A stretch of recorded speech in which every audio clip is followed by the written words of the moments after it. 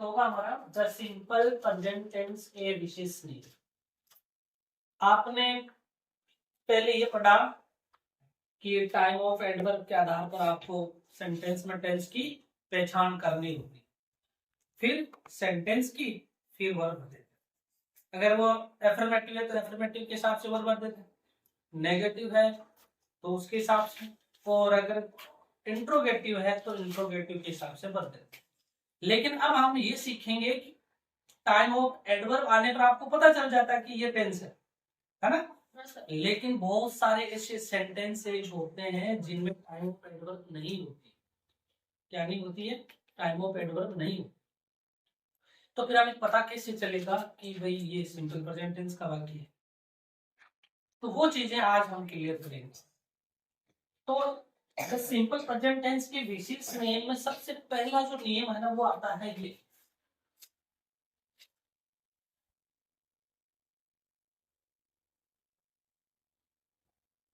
Universal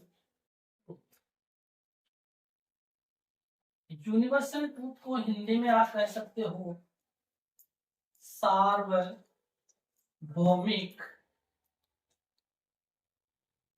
सत्य या शाश्वत सत्य भी कह सकते। यानी सार्वभौमिक सत्य या शाश्वत सत्य से आप क्या समझो? ऐसा सत्य जो न तो भूतकाल में कभी झूठा हुआ, न वर्तमान में झूठा है, न भविष्य में भी झूठा होगा, सतत सत्य चला आ रहा है। जैसे the sun rises in the east, कि सूर्य पूर्व दिशा में उगता है। यानी ये भूतकाल में भी पूर्व में उग रहा था, आज भी पूर्व में ही उग रहा है, और आगे भविष्य में भी पूर्व दिशा में ही उगेगा। ये अपनी दिशा थोड़ी चेंज कर लेगा? नहीं करेगा ना। ऐसे जो सत्य होते हैं ना उनको बोलते हैं यूनिवर्सल ट्रूथ। ऐसे the sun sets in the west, west यानी पश्चिम, सूर्य अस्त कहाँ होता है? पश्चिम में होता है, ये भी सत्य है। ऐसे Nepal is in the north direction, Nepal Bharat के उत्तर में है, तो उसकी स्थिति बदल थोड़ी जाएगी आगे।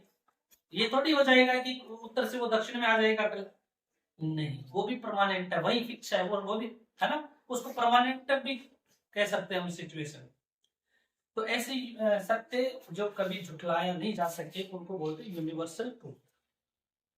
तो ऐसे सेंटेंस में आपको टाइम ऑफ एडवर्ब नहीं आएगी, आपको पढ़ना है और समझना है कि भाई ये किस प्रकार की घटना है, क्या चीज है, तो उसके आधार पर आपको करना होता है। तो जैसे मैं उदाहरण लेता हूं, एग्जाम्पल नंबर, ये उदाहरण ले लेता हूं, द सन, रेगिस्तान, ठीक है। इसमें आपको क्या भरना है? राइज भरना है। राइज यानी उगना, इन द ईस्ट, ईस्ट यानी पूर्व दिशा। और दिशा कितनी होती है? 4। एक वर्ड है न्यूज, इसके आधार पर आप याद कर रख सकते हो। देखो, N for north, E for east, और डब्ल्यू फॉर वेस्ट, और S for south, S south. तो 4 प्रकार की दिशाएं होती है, और एक चीज को ध्यान रखना, जब सेंटेंस में दिशा का प्रयोग करेंगे तो इनका फर्स्ट लेटर बड़ा ही करना सबको ना, छोटा कर दिया है लेकिन बड़ा यूज करना आपको ना। द सन राइज भरना इन द ईस्ट, ठीक। अब करेक्ट वर्ब भरना है, 12 टेंस में से आपको पता करना है। तो पहला नियम तो हमने ये पढ़ा कि टाइम ऑफ एडवर्ब के आधार पर पता कर लेंगे, लेकिन यहाँ टाइम ऑफ एडवर्ब का ही कुछ कोई ऐसा टाइम ऑफ वर्ड थोड़ी है जिसे आपको पता लगे ये टेंशन नहीं है। यहाँ पर इस दिशा बता रहा है और उगना बता रहा है, इस दिशा में ये चीज हो रही है। तो ऐसी जो घटनाएं होती है, ऐसे जो सेंटेंस होते हैं ना, यूनिवर्सल फैक्ट पर आधारित होते हैं। तो इसमें आपको प्रेजेंट सिंपल करना है, और अफर्मेटिव सेंटेंस है कि नेगेटिव है या इंट्रोगेटिव है? सन एकवचन है, बहुवचन है, सिंगुलर है या प्लूरल है? सिंगुलर। तो प्रेजेंट सिंपल में वर्ब सिंगुलर होने पर क्या करते हैं, वर्ब के साथ Yes. S I S. SES use करें। तो बताना कि इसमें क्या लगाएंगे हम लोग, Rises. यानी एस लगा देंगे, rises, the sun rises in the east। अगला उदाहरण, the sun, देखते शेड बनना है ना, in the west, तो ये भी सकते हैं, है ना।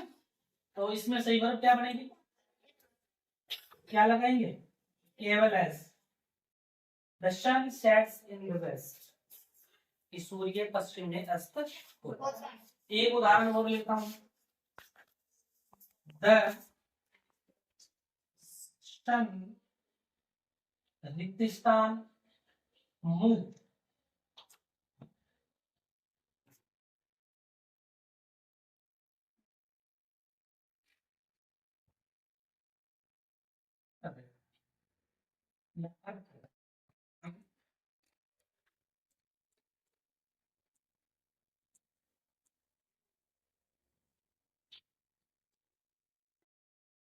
ये है कि इस पृथ्वी सूर्य की चक्कर लगाती है, ये भी क्या है, सत्य है, तो इसमें भी ऐसे जोड़ देंगे। तो ऐसे जो अगर कोई सेंटेंस आए तो आपको प्रेजेंट सिंपल में ही वर्ब भरना है। किस टेंस की भरोगे, प्रेजेंट सिंपल टेंस की ही भरोगे। अब हम बात करते हैं, चलो एक उदाहरण और ले लेता हूं, ये कई बार कॉम्पिटिटिव एग्जाम्स में आया हुआ प्रश्न है।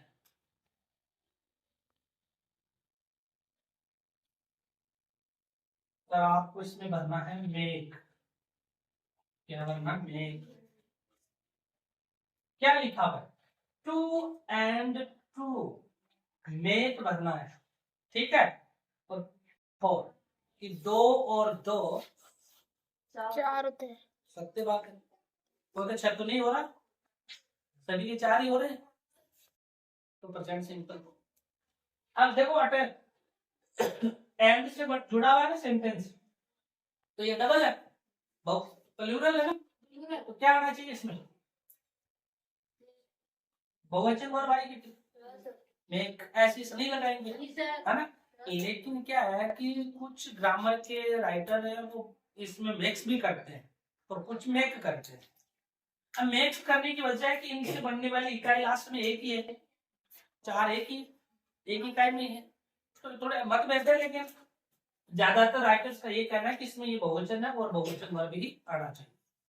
तो देखो two and two make four, दो और दो चार होते हैं। अब ऐसे बहुत सारे उदाहरण हो सकते हैं, 10 एंड 10 मेक 20, 10 और 10 कितने होते हैं, 20। ऐसे 2 इंटू 2 या 2 मल्टीप्लाई 2 कितने, मैक्स या मेक 4, दो और दो को गुणा करने पर क्या होता है, 4 होता है। तो ऐसे जो सेंटेंस होते हैं या ऐसी कोई घटनाएं होती है जो यूनिवर्सल ट्रूथ से ही संबंधित होती है, उनमें आपको बिना एडवर्ब के ही पता करके करेक्ट वर्ब भरना होता है। अब मैं 2 नंबर बात लेता हूं, नियम नंबर फर्स्ट हो गया, नियम नंबर सेकंड।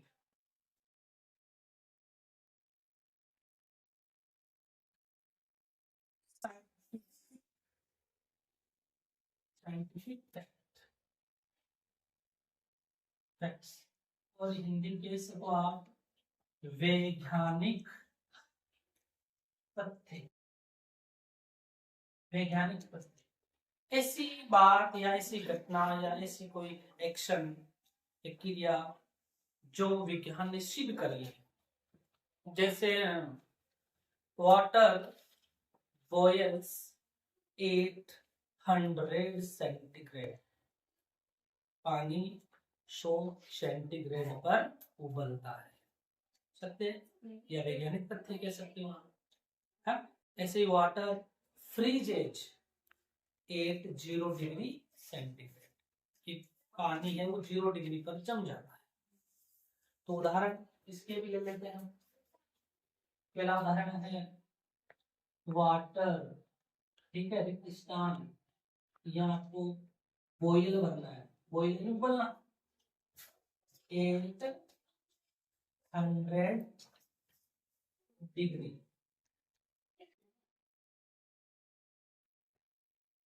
तो वाटर एक वचन है, बहुवचन है? वाटर सिंगुलर है, प्लूरल है? ये सिंगुलर ही माना जाएगा, क्यों? क्योंकि ये अनकाउंटेबल है। क्या है? अनकाउंटेबल है। ऐसी संज्ञाएं जिनको हम गिन नहीं सकते, ऐसी नाउन्स वी कैनॉट काउंट, ऐसी संज्ञाएं जिनको हम गिन नहीं सकते वो सारी अनकाउंटेबल होती है, उनको एक वचन ही माना जाएगा। तो एक वचन है तो फिर ऐसे ऐसे लगा के रखेंगे तो क्या बन जाएगा? बॉयल्स, वाटर बॉयल्स 800 डिग्री, ठीक है। ऐसे वाटर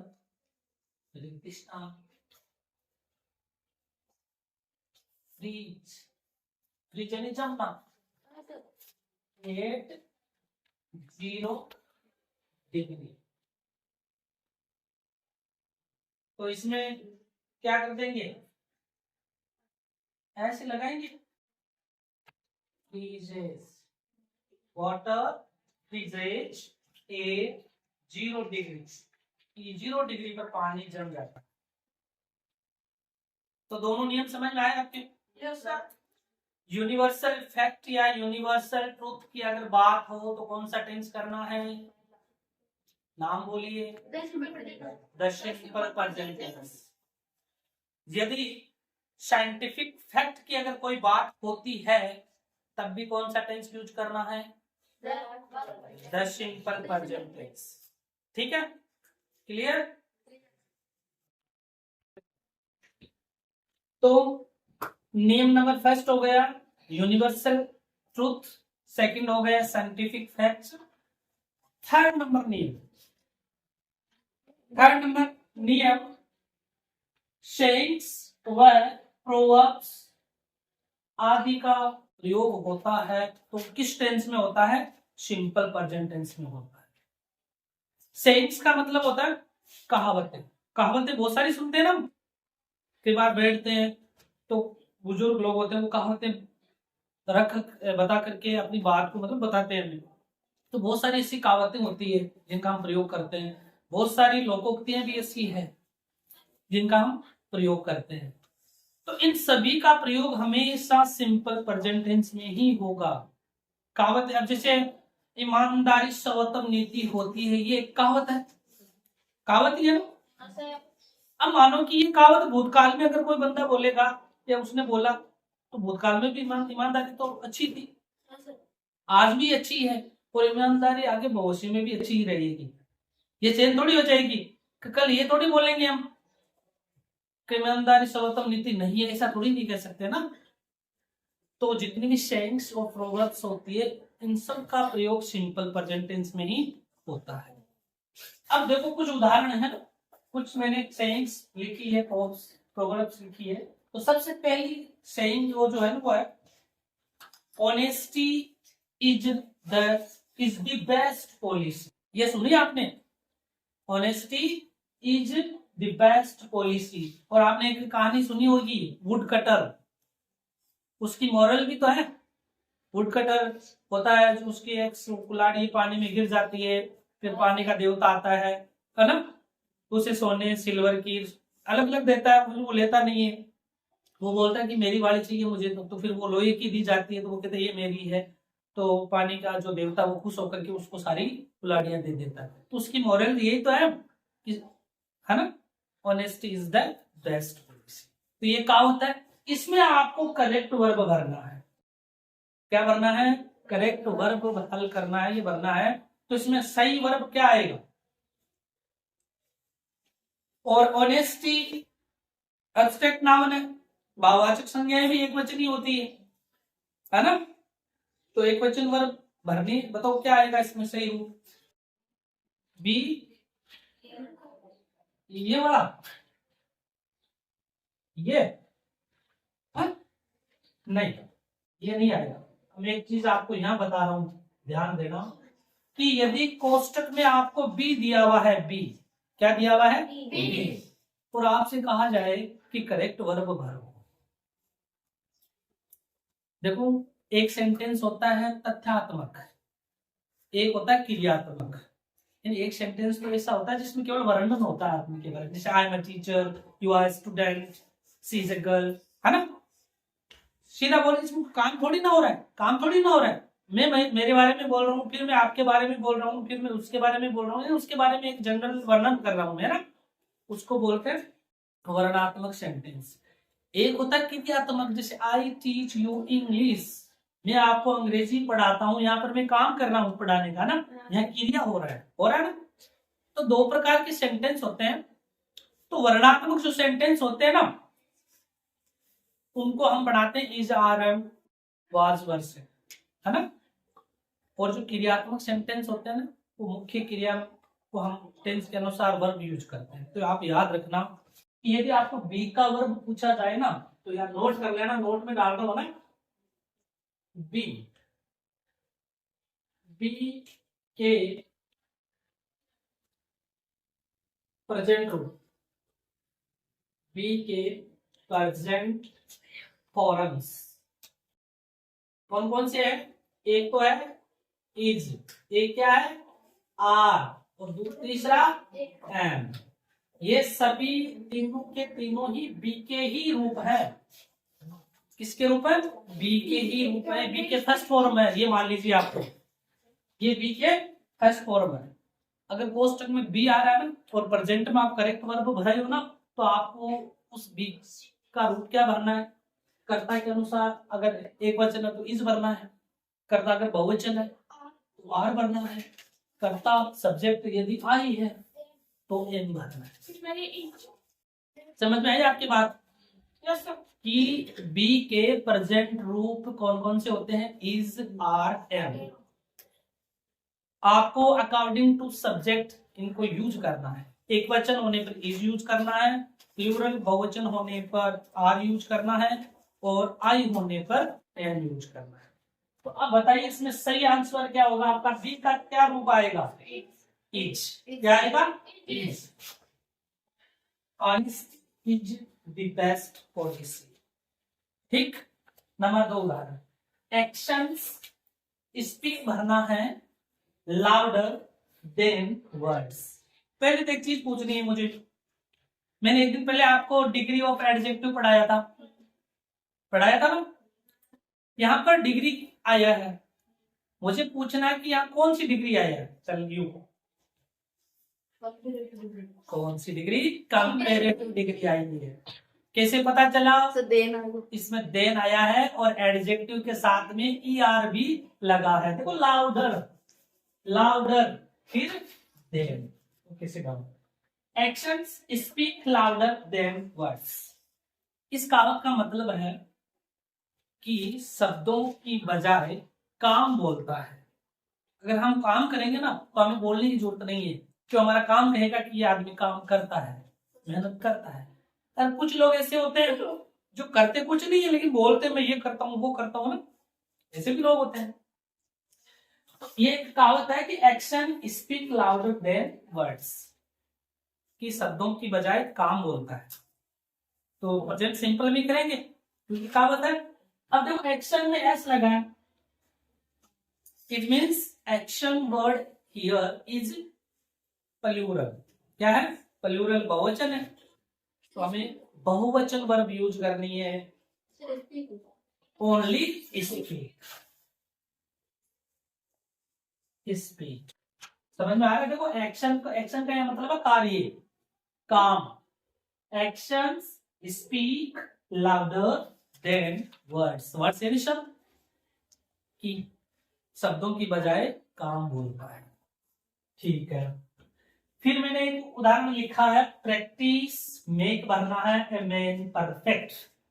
एक आपने दोहा तो सुना होगा, एक दिन मैंने पहले भी बोला था यहाँ बैठा बैठा, करत करत अभ्यास के तो जड़ मत होत सुजान, रसरी आवत जात ते तो सिल पर परत निशान। ये इसका मतलब यही है कि यदि अभ्यास करते ना, प्रैक्टिस बार बार, अगर आप लगातार प्रयास करते हैं, अभ्यास करते हैं, तो कहते हैं कि जो पत्थर होता है उस पर भी रस्सी कितनी मुलायम होती है। पत्थर बहुत हार्ड होता है, कठोर होता है, फिर भी वो रस्सी उस पर क्या कर देती है, निशान बना देती है।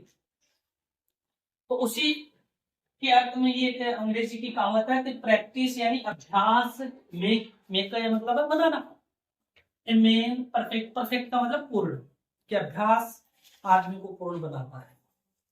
ठीक है ना। तो यहाँ पर भी आपको प्रेजेंट सिंपल की वर्ब यूज करनी है। तो बताइए, प्रैक्टिस एक वचन है, अनकाउंटेबल नाउन है, एस लग जाएगा, तो क्या आएगा, मैक्स। क्या आएगा, practice max a man perfect. ठीक है। फिर मैंने एक आगे उदाहरण और लिखा है, ए बैडमैन ब्लेम, ब्लेम को मतलब क्या है, दोष लगाना। क्या करना, दोष लगाना। बैडमैन यानी बुरा कार्य कर या अच्छा काम ना करने वाला। एक कहावत सुनी ना आपने, वो नाच न जाने आंगन टेढ़ा, लोकोक्ती हो ने, मुहावरा है, नाच न जाने आंगन टेढ़ा, यानी अपन काम कर पाओगे फिर आप गलती काट दिया कि ये है औजार ऐसे वैसे, है ना। लेकिन रियल तो है कि हमें कुछ आता ही नहीं, कमी तो हमें। तो देखो, एक जो बैडमैन होता है ना, पूरा आदमी, वो क्या करता है, टूल्स, टूल्स को तो मतलब है औजार, वो अपने औजारों को दोष देता है कि ये काम मुझसे इसलिए नहीं हुआ क्योंकि मेरे औजार अच्छे नहीं है। ठीक है। तो ये भी प्रेजेंट सिंपल में ही होगा। अब बताओ, ए बैडमैन एक वचन है, देखो ए बैडमैन लिखा है, तो एस एस लगा क्या करना, तो क्या बन जाएगा, ब्लेम्स। तो इस प्रकार आपको क्वेश्चन हल करने हैं परीक्षा के अंदर, है ना। और देखो, ये आपके अभी बोर्ड एग्जाम में तो काम आना ही रहना है, कल आप बड़े कंपटीशन लेवल पर भी जाओगे ना, क्योंकि नौकरी सबको चाहिए, नौकरी चाहिए तो हमें पढ़ना पड़ेगा, है ना। तो वहां पर भी करेक्ट वर्ब के ऐसे ही प्रश्न पूछे जाते हैं, वो कंपटीशन एग्जाम में, है ना। तो आपको ऐसे ही हल करना। फिर देखो, एक लिखा है, all that glitters not gold. Gold का मतलब, इस कहावत का मतलब है हर चमकने वाली चीज सोना नहीं होती, कहावत है। तो यहाँ पर भी बी का रूप भरना है, किसका रूप भरना है, और अभी अभी मैंने क्या बताया है कि बी के प्रेजेंट फॉर्म्स कौन कौन से होते हैं, ईच, आर, एन। तो आपको यहाँ सही वर्ब यूज करना है। तो बताओ, ईच रखें, आर रखें, एन रखें, है ना। देखो, यहाँ पर सब्जेक्ट ये नहीं है, ये रिलेटिव प्रोनाउन है ना, इससे ठीक पहले का जो है ना, ये वर्ड, इसको एक बार इसको इस सब्जेक्ट के अनुसार, इस सब्जेक्ट के अनुसार आपको वर्ब यूज करना है। तो यहाँ पर ये ना अनकाउंटेबल के रूप में लिया गया है, ठीक है। तो ये एक वचन ही है, ठीक है। तो बी का रूप क्या आएगा, is. All that glitters is not gold. फिर एक उदाहरण आया, फॉर्च्यून फेवर करना है द ब्रेव। फॉर्च्यून का मतलब भाग्य, क्या, भाग्य, और ब्रेव यानी बहादुर। एक कहावत है कि किस्मत बहादुरों का साथ देती है, वही वही मतलब इसका है। तो ये भी कहावत है, प्रेजेंट सिंपल। तो करो, फॉर्च्यून अनकाउंटेबल फेवर्स, एस लगा ली, फेवर्स द ब्रेव, कि किस्मत बहादुरों का साथ देती। ठीक है। फिर मैंने एक कहावत मान लो या यूनिवर्सल फैक्ट मान लो, लिखा है, मेन रिक्त स्थान बी का फॉर्म भरना है मॉर्टल। मॉर्टल का मतलब जानते हैं क्या, मरने वाला, नश्वर, नश्वर। जो मरेगा वो मॉर्टल है, जो नहीं मरता वो इमॉर्टल है, अमर, है ना। तो यहाँ मेन और बी का फॉर्म भरना है। तो बताओ, मेन एक वचन है, ए लगा, देखो मेन का बहुवचन क्या होता है, ई लगाते हैं बहुवचन में ना। पर यहाँ देखो ए आती है, इट मींस ये सिंगुलर है, तो बी का सिंगुलर फॉर्म क्या बनेगा, प्रेजेंट का, इज। मैन इज मॉर्टल, कि आदमी नश्वर है। फिर देखो आगे एक और लिखा है, बी का एक फॉर्म है, द शॉल। शॉल का मतलब क्या होता है, आत्मा। क्या होता है, आत्मा। और आत्मा होती है वो क्या होती है, अमर, इमोर्टल। मॉर्टल का उल्टा इमोर्टल लिखा है। तो यहाँ पर भी आपको एक वचन वर्ग भी करना है, तो बी का एक वचन वर्ग क्या आएगा, द सोल इज इमॉर्टल, कि आत्मा अमर है। फिर टाइम एंड टाइड, वेट भरना है फॉर नन, कि समय और जवार घाटा किसी का इंतजार नहीं करता। ये भी सच है, कहावत है कि समय किसी का इंतजार नहीं करता। लेकिन यहाँ देखो, एक को लिखा टाइम, एक लिखा टाइड, तो बहुवचन हो गया एंड से जुड़ करके ना, तो बहुवचन वर्ब यूज करना है। तो क्या आएगा? वेट, बहुवचन वर्ब क्या आएगी? Time and tide wait for none, कि समय और जवार बाटा किसी का इंतजार नहीं करता। तो हमारा तीसरा नियम यह है, सेइंग्स और प्रोवर्ब्स, लोकोक्तियां और कहावतों का अगर प्रयोग हो तो किस टेंस में करना है? सिंपल प्रेजेंट टेंस में करना है। और इनकी जो करेक्ट वर्ब आएगी, देखो वैसे इसमें कोई भी टाइप ऑफ एडवर्ब नहीं है, आपको पढ़ना है, चेंज करना है, फिर उसको करना है। ठीक है, तो ऐसे कोई उदाहरण आए तो आपको प्रेजेंट सिंपल की ही वर्ब करनी है। ठीक है, पहले तीन हुए, तीन हुए, यूनिवर्सल फैक्ट, साइंटिफिक फैक्ट और सेइंग्स और प्रोवर्ब्स। नियम नंबर या रूल नंबर 4 क्या लिखा है? फिक्स्ड प्रोग्राम या रेगुलर एक्टिविटीज। फिक्स को मतलब निश्चित, प्रोग्राम यानी कार्यक्रम, या रेगुलर यानी नियमित एक्टिविटीज गतिविधि, यानी ऐसे कार्यक्रम जो निश्चित है। जैसे निश्चित कार्यक्रम, सुबह 10 बजे बाद प्रार्थना होती है, निश्चित है ना? 4 बजे छुट्टी होती है, निश्चित है। ऐसी क्रियाएं या ऐसे कार्य जो निश्चित है, या ऐसे कार्य जो रेगुलर करते हैं। मैं सुबह 6 बजे उठता हूँ, है ना, नाश्ता करता हूँ। तो वैसे जैसे उदाहरण के रूप में मैंने सेंटेंस दे रखे, अवर ऑफिस, आपको भरना है ओपन। क्या करना है? ओपन। ओपन का मतलब खुलना, फ्रॉम 10 to 5, कि हमारा ऑफिस है वो 10 बजे से 5 बजे तक खुला रहता है। तो ऑफिस एक वचन है, तो सही हो, राइट आंसर क्या आएगा यहाँ पे? ऑफिस एक वचन है तो क्या आएगा वर्ब आई? ओपन। ठीक है, सेकंड क्वेश्चन, प्रश्न देखो, the first train for Jaipur. अब मान लो कि रेलवे स्टेशन पर जाते हो और आप इंक्वायरी करते हो, भाई आपको जयपुर जाना है, अगर आप पूछो कि जयपुर के लिए फर्स्ट ट्रेन, तो वो ये बोलेगा कि जाएगी नहीं कहेगा, क्योंकि वो रोज आती है, उसका तो रोज का काम है, निश्चित कार्यक्रम है उसका। तो वो बोलेगा the first train for Jaipur, leave यानी जाना या छूटना या रवाना होना। तो लीव का बनाओ आप लोग, तो ट्रेन एक वचन है, तो क्या लगा दो? एस लगा दो, लीव। कि जयपुर के लिए पहली ट्रेन कितने बजे जाती है?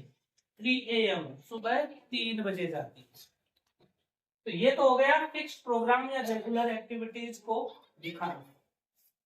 फिर है well, plan, future, action. Well यानी नियोजित, और सॉरी, वेल यानी अच्छी तरह से नियोजित, प्लान यानी पहले से तय, फ्यूचर यानी भविष्य का ऐसा कार्य जो पहले से निश्चित है। जैसे मई में आपकी छुट्टियां होगी, पहले से तय, पहले से तय है ना। फिर जून 21, 22 से 26 जून के आसपास स्कूल खुलते, ये पहले से तय है ना। 26 जनवरी को गणतंत्र दिवस मनाया जाएगा, हालांकि है कार्यक्रम फ्यूचर में, लेकिन पहले से तय है। तो ऐसे कार्यक्रम जो पहले से तय हो, वहां पर भी सिंपल प्रेजेंट टेंस का ही प्रयोग होता है। जैसे उदाहरण है कि प्राइम मिनिस्टर जयपुर आएंगे, है ना, कल आएंगे, लेकिन आज उनका कार्यक्रम तय हो गया है, तो वो प्रेजेंट सिंपल में ही बोला जाएगा। देखो अटक, यहाँ टुमारो आया ना, देखो फिर भी सिंपल प्रेजेंट टेंस ही यूज होगा। द प्राइम मिनिस्टर अराइव्स, यानी इसका फर्स्ट फॉर्म क्या बन जाएगा? एस लग जाएगा, अराइव्स, VES,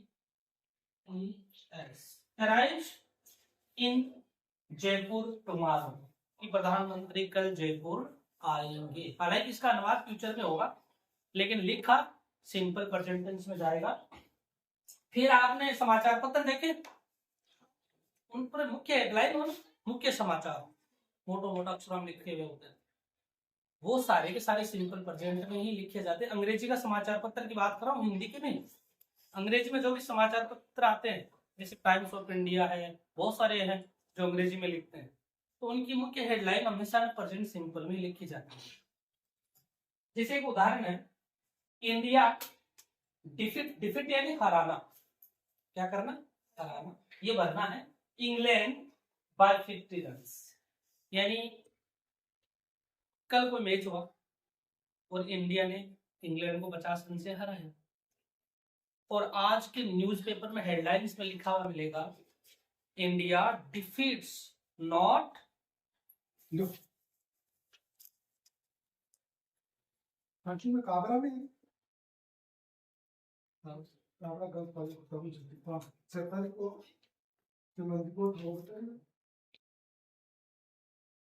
देखो एक उदाहरण ये वाला है, द एजुकेशन मिनिस्टर डिजाइन का मतलब होता है त्याग पत्र देना।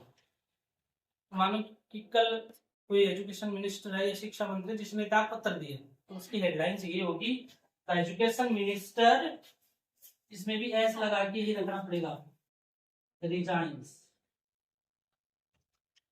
फिर 7 नंबर लाइव कमेंट्रीज, आंखों देखा प्रसारण।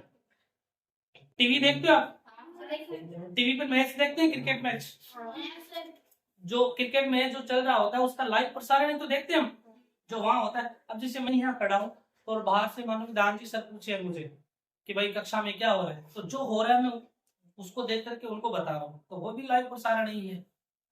तो जब भी लाइव प्रसारण होता है या लाइव कमेंट्री होती है, तो सिंपल प्रेजेंट टेंस में ही होगी।